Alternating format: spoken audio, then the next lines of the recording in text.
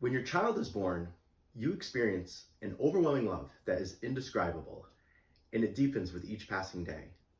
There's no mountain you wouldn't climb and no ocean you wouldn't cross for them. Paxton was a seemingly healthy baby, but at his 1-year physical, he failed to meet his milestones and he was diagnosed with autism spectrum disorder. Since then, he has been receiving occupational, physical, speech, ABA therapies, as well as special education classes.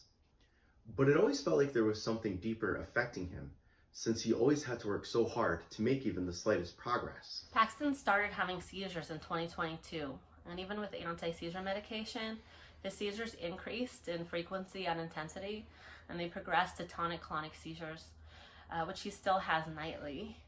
In January of 2024, it was discovered that he has an ultra-rare genetic mutation on his CLCN6 gene, which is causing his challenges. Our lives haven't been the same since, and we've been struggling greatly with grief and dread about him having a neurodegenerative mutation with no treatment available.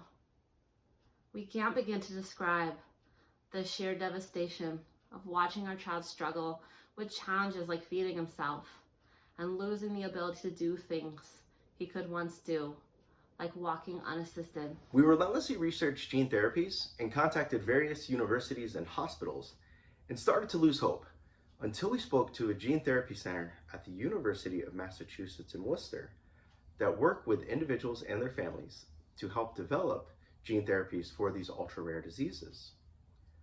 They are going to develop a gene therapy that will silence the toxic protein that is being produced and provide a functioning copy of the CLCN6 gene. This is a life-changing opportunity, not only for Paxton, but to advance the gene therapy field as a whole.